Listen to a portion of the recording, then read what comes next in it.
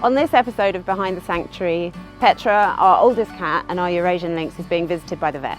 We would like to take the opportunity to check the levels in Petra's blood of some medication that she's currently on, and we're going to take that opportunity to do a full haematology and biochemistry profile on her blood, take some urine, give her some x-rays, and also a really good check over and make sure that she's in good health. Nick, our vet, has administered the anaesthetic and Petra's gone to sleep, so now we just need to get her over to our brand new vet room.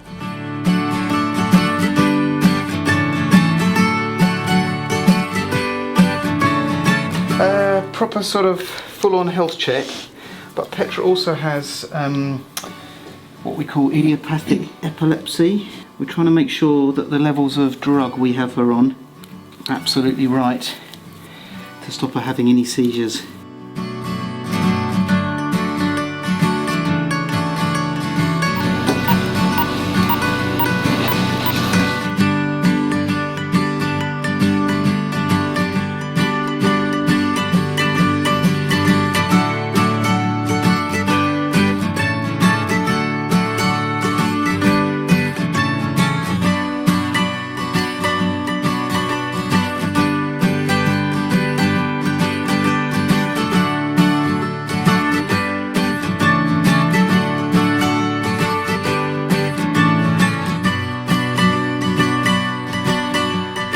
While she's down, we're going to take the opportunity to go through all the information that we use on our age assessments, because she's our oldest cat now. So we're going to do some radiographs of her joints, see how her joints are doing, because you don't really get to see, we don't get to see those. We only get to see any, symptoms of arthritis or whatever. So we'll have a good look at those. Check her eyes, her ears, her claws. She also has a history of having polyps in her ears, so just check that that hasn't come back. So we're just taking the opportunity, while we wanted to primarily look at her bloods, we're going to take the opportunity to do everything we can think of and everything that she might need, so that we know what's going on inside.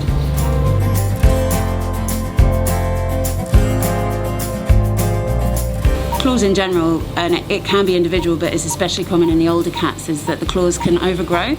So they can both grow round, this point can grow round and start puncturing the pads, but also they can grow from sort of the inside out and create a blade that can really start interfering with the pads. So sometimes in the older cats, where they're a bit more stiff, less able to sort of sharpen their claws and stretch out, you do sometimes find that claws can be overgrown, but these are pretty perfect.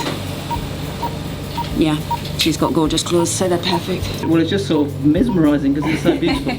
But it looks normal. You can see right through the lens, and it looks okay. So that's good.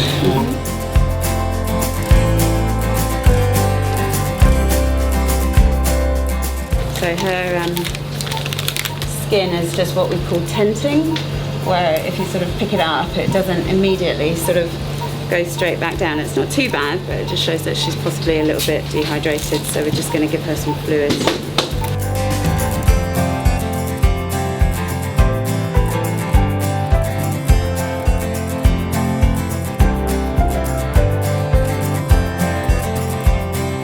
I love the vet room. I just want to be in here all the time. It's so handy having everything just exactly where you need it. It's all within reaching distance, so if we realise that we have left something behind or something crops up and that we didn't expect and we need some other sort of equipment or anything like that, like 50ml syringes is an exact example, I can just reach behind me and grab them and get the job done without any waiting around. So yeah, we like the vet room, don't we, Nick? Oh my goodness, we love the vet room.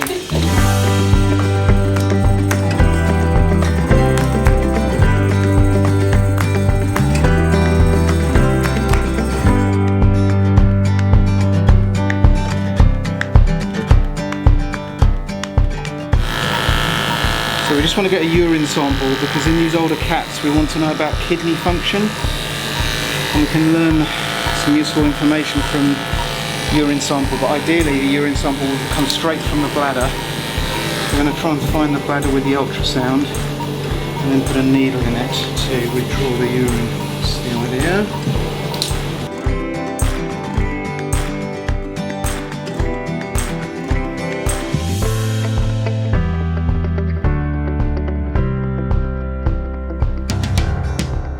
This whole black structure here is her bladder.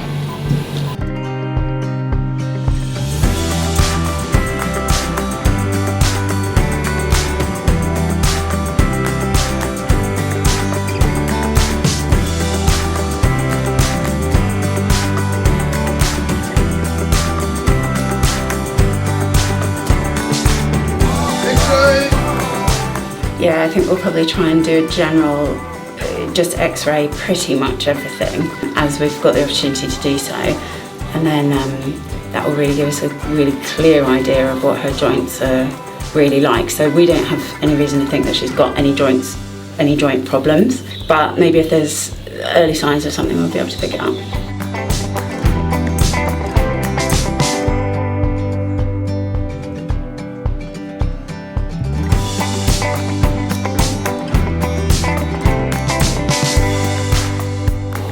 So far so good, nice smooth anaesthesia. Yeah, I'm getting her set up in a sort of nice recovery position. So you can see her eyes still down, she's still quite sleepy. Her eye's going to move back up to the horizontal and that third eyelid will retract as she starts to wake up. But one of the drugs we've given her, which will still be working, we're going to reverse. So one of the really important things we want to make sure is that she can maintain an airway herself, that she can breathe on her own. So at the moment we've got this tube in and you can see just with a bit of straw as she breathes. She's breathing through the tube.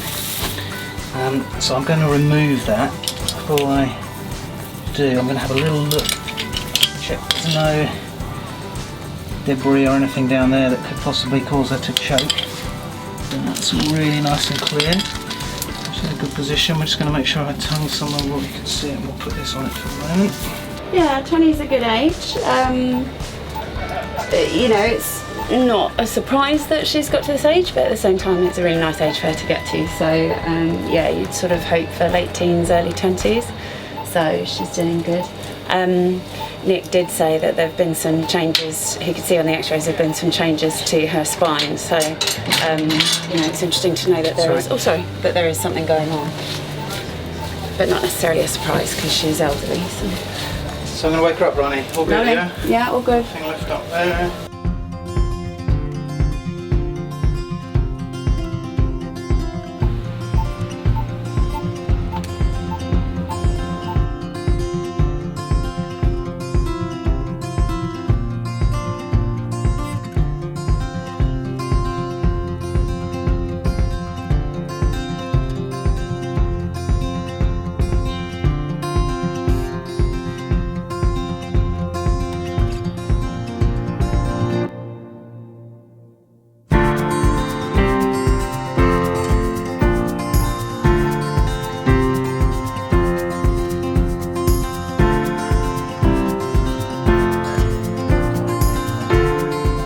Yeah, just making sure that you know, she's still breathing well and everything like that. It'd be ever so sad if the whole thing went very smoothly and then we sort of took our eye off the ball right at the last minute and something went wrong. Yeah, so it varies, but minutes rather than seconds or hours normally.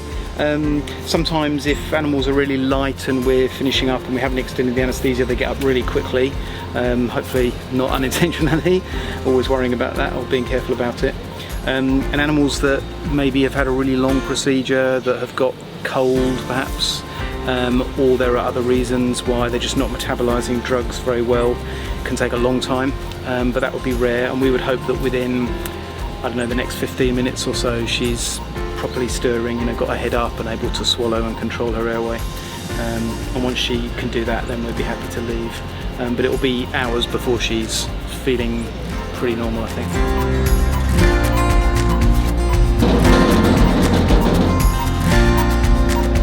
Wakey. Hi, sweetheart.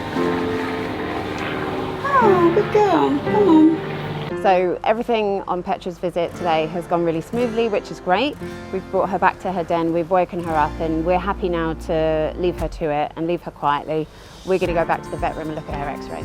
Mm-hmm. So this is her on her back. Mm-hmm. And it's pretty symmetrical, which is good, can be difficult sometimes. And this is obviously her pelvis and her hips. I haven't yet put the markers on, but this is her right side, this is Yeah. her left side, so we're looking down on it. And we can see that the hips sit really nicely in the pelvis. You know, dogs that we see with hip dysplasia, they're just not proper ball and socket joints like that at all, so that looks excellent to me. And the spaces between these lumbar vertebrae look pretty good, so I think that's encouraging. Good. You can see some faeces in the gut and a bit of intestine with gas there. That might be the back of a kidney. So this I took again because the view, well, it's not very symmetrical. You can see this is the spine, the vertebral column, and then this is the sternum here, and it's all slightly at an angle, twisted. So I think I just took another one, tried to try and make it better, which is a bit better. And again, from this angle, these vertebrae look okay, although there might be something going on around these spaces between the vertebrae. And then this is the front, so it's just a microchip there. It's not in the chest, it's just superimposed, but it looks a bit strange, doesn't it? Okay. And then I think from this view, this is a bit confused and a lot of overlapping tissues, it's hard to tell, but further towards the head, the vertebrae look normal. These are the neck ones, obviously. Okay. And we've got quite a good view there of the shoulders, and again, they look like nice joints. So we're getting now into, this is the back of the chest, and then into the lumbar spine. So actually this is what I saw. Okay. And you can see these bits of bone running forward. Well, they're transverse processes that muscles attach to. But again, here's a kind of classic parrot bill. Can Yeah. you see that? So normally we'd expect to see something more like that. Yeah, okay. Just these slight nubs at the end of the vertebrae. But here we've got all this new bone growth where they're not very stable. And as I say, there's a lot of new bone laid down due to this arthritis that's going on. So yes, not surprising at all, and it looks like the canal that the spinal cord runs in is even all the way along, but this will be reducing mobility of the lower back for her, definitely. And as these sort of bridges of new bone form, it can be really painful, we think.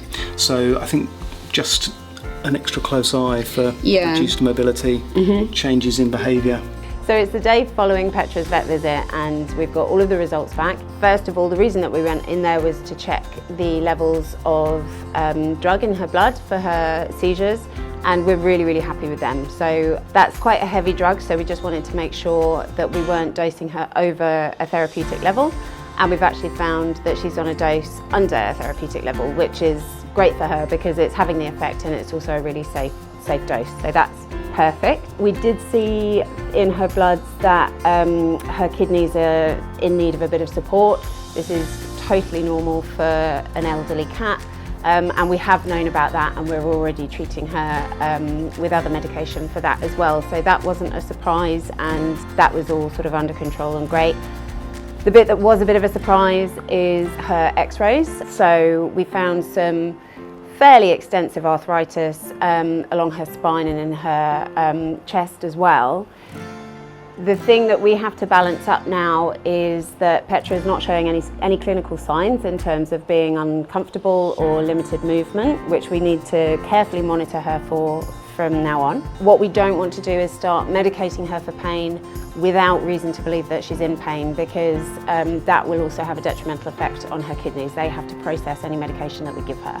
So we want to be really careful, and we want to get it just right so that her welfare is not compromised at any point. So it's just monitoring her for now, but we will be giving her pain relief down the road if we start to see that she's uncomfortable with that arthritis. But apparently it's a very individual thing. Some cats can have quite marked arthritis and not show any signs of discomfort, and some can have much more minor arthritis and really show some signs. So it will depend very much on Petra now, and obviously the keepers have got a heck of a job to just make sure that we're monitoring her really, really well to get that welfare perfect.